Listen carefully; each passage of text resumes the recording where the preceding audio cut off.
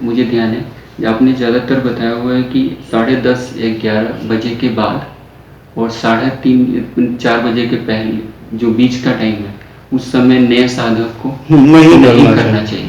फिर भी वो तो मैंने मना किया है ध्यान करने के लिए, लेकिन मैं ये बताना चाहता हूँ कि जो और भी समय है उसमें भी वो तो करेगा नहीं ध्यान, उसके लिए तो मना ही है, क्योंकि विभिन्न प्रकार की तामसिक शक्तियाँ विचरण करती हैं। पता नहीं साधक नया है, सामर्थ्यशाली है कि नहीं है। जिन साधकों की उच्च अवस्था है उनके लिए कुछ भी नहीं हो, रात दिन साधना करें, कभी बैठे। जिनको ये है कि तामसिक शक्तियाँ हमारा कुछ नहीं कर पाएंगी, उसके लिए तो खुली छूट है, 24 घंटे चाहे रात में ही ध्यान करें। सही बात यह है कि बहुत से उच्च अवस्था वाले साधक या अभ्यासी होते हैं, वो रात में ही ज्यादा ध्यान करते हैं। हाँ जी, क्योंकि वातावरण सही शांत होता है। अच्छा गुरु जी, ये बताइए कि वो अपने को कैसे पता करते कि हम उससे ज्यादा शक्तिशाली हैं? ये तो बाद में पता लगता है। देखो, तामसिक शक्तियों का स्वभाव होता है एक क्रूरता, अज्ञानता के कारण क्रूरता, एक द्वेष भाव।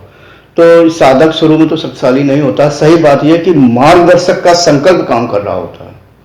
जो गुरु होता है, गुरु दीक्षा देता है, गुरु दीक्षा जो वो शक्ति देता है, तो वो यानी क्या कहना चाहिए, रक्षा करती है। साधक तो उस समय नहीं होता, तो कभी कभी साधक को परेशानी भी आ जाती है। फिर वो गुरु की जिम्मेदारी होती है कि अगर कोई परेशानी आ गई है तो उसको बचाए, या कोई और भी है, कोई समस्या उलझ गई है तो करे, तो समझाता रहता है। तभी इसीलिए मैंने कहा कि 11 से 4 बजे के लगभग बीच में जो समय है, रात के 11 से सुबह के 4 बजे, ध्यान ना करें, ताकि कोई दिक्कत नहीं। अगर दिक्कत या परेशानी, कोई व्यवधान आ गया है तो गुरु की जिम्मेदारी बनती है। तो नए साधक तो नहीं पहचान पाएंगे भाई, वो लोग बहुत शक्तिशाली होते हैं, इसलिए ये विषय ना हो। वो तो उच्चावस्था होती है। उच्चावस्था का मतलब जिनका ब्रह्मरंध्र खुला हुआ है, उनके लिए मैं कह रहा हूँ, वो सामर्थ्यशाली, उनमें सामर्थ्य आ जाती है कि संकल्प से झगड़ा कर सकते हैं या निराकरण अपना कर सकते हैं। फिर वो आगे की बात है, विषय बढ़ जाएगा। तो हाँ, तुमने जो ये बात कही हुई है कि मैंने मृत्युंजय मंत्र नहीं बोला, क्या आपको याद है मृत्युंजय? जानते हैं आप मृत्युंजय? हाँ, तो उससे आप बोलिए, लेकिन बाद का जो शब्द है उसको सही ढंग से बोलना पड़ेगा, नहीं उल्टा हो जाएगा। मेरी एक आपसे मतलब कि मैं इसलिए मैं आपसे यहाँ भी आया कि मैं बोलता हूँ, क्या उसमें कुछ गलत है या क्या है, तो आप मार्गदर्शन थोड़ा करें कि नहीं, आप इस तरह नहीं ऐसे कर सकते। जी जी जी, आप बोल सकते हैं। तो मैं उसको उच्चारण करके बोलूँगा अभी या बाद में? हाँ, नहीं, आप चाहें तो अभी बोल सकते हैं, जैसे आप बोलते हैं वैसे बोलिए। ओम त्र्यंबकं यजामहे सुगंधिं पुष्टिवर्धनम् उर्वारुकमिव बन्धनान् मृत्युर्मुक्षीयमामृतात्। हाँ, शब्द का उच्चारण सही है। मैं एक बार बोल के दिखाई देता हूँ। एक सबसे पहले जब हम इस मंत्र को बोलते हैं तो हमें जो भगवान शंकर का स्वरूप है त्र्यंबकम, ठीक है, 3 नेत्रों वाले, 8 भुजाओं वाले, ठीक है, तो उस स्वरूप को याद करते हैं।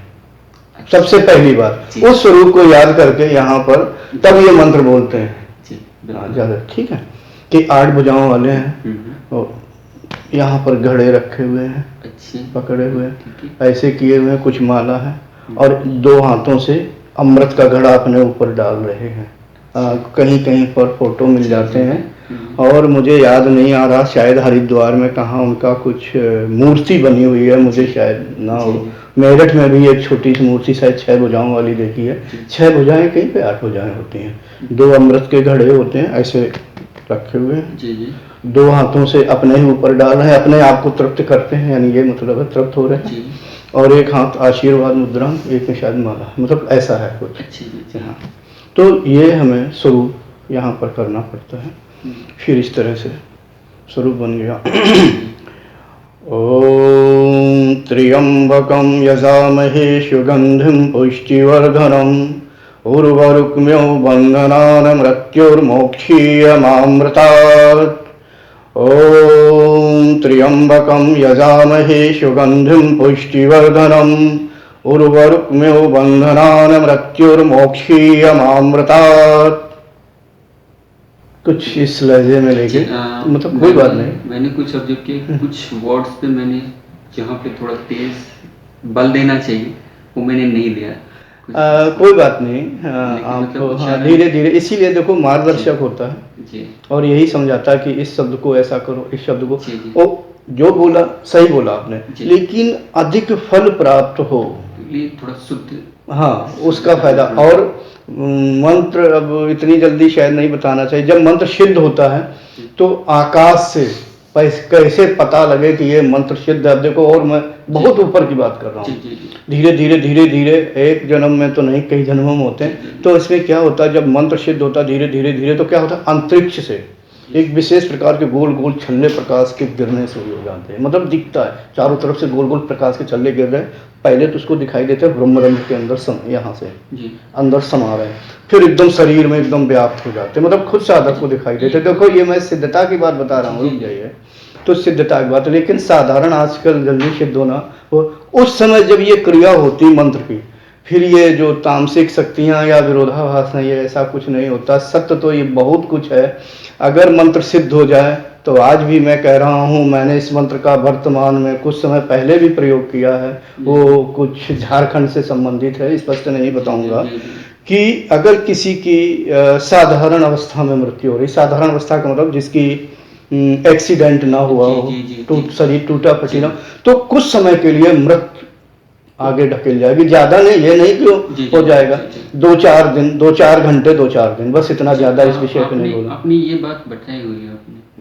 अच्छा, हो सकता है। तो मतलब कहने का कि साधकों को मैंने बताया नहीं है मृत्युंजय मंत्र का ऐसे जाप करना चाहिए, तो आप भी है जाप करिए, ठीक है। मैंने वैसे शायद अभी तक वीडियो में नहीं बोला था। जी चलिए, आपका धन्यवाद, आपने बताया। हाँ, अब आप ये बताइए जरा कि आपने मुझे किस तरह से जाना, आपने सर्च किया आप नेट पे, आप करते रहे? मैं फिर अध्यात्म के बारे में जानकारी की, मुझे अब कैसे कुंडली वगैरह के बारे में मुझे जब नॉलेज पता, क्योंकि लोगों से या वीडियोज़ वगैरह पे जैसे कुछ सर्च करते हैं जब साइट पे तो मिलता है, तो उसके बाद मैंने कंटेंट्स ढूंढने ऐसा कि क्या मतलब योग हम कैसे करें, ठीक है, और योग करने का तरीका, तो फिर आपका वीडियो मुझे मिला।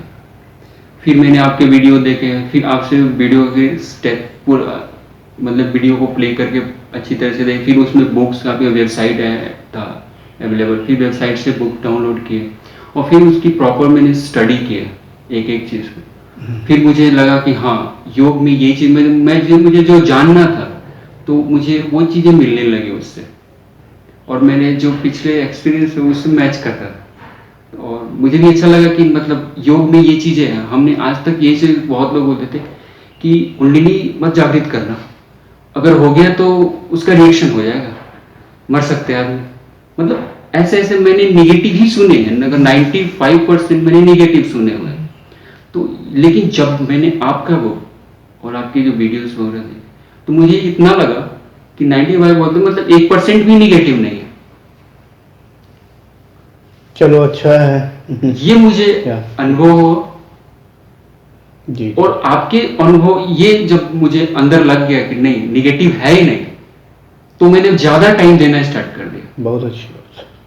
और आपके हर स्टेप को, बाकी सब लोग का मैंने बंद कर दिया देखना, जितने लोग बाकी सब, बहुत लोग अपने अपने राय देते हैं साइट पे, मैंने सबका बंद कर दिया और केवल आपके बुक्स के वीडियोस वगैरह जो भी है सबको मैंने बारीकी से, मेरे जब भी बिल्कुल टाइम मिलता था, बिल्कुल फ्री टाइम, तो उसमें हर चीज़ को एक एक बार प्ले करके, 2 बार 3 बार प्ले करके मैं सारी कंटेंट्स को प्रॉपर समझता था। जब तक मैं समझ नहीं जाता था फर्स्ट वीडियो को, मैं सेकंड पे नहीं जाता था। तो मैंने समझा और उसको फॉलो करने की ज़्यादा से ज़्यादा कोशिश किया, और अभी तक मैंने जो किया हुआ है। Thanks for watching. Remember to like, comment and subscribe.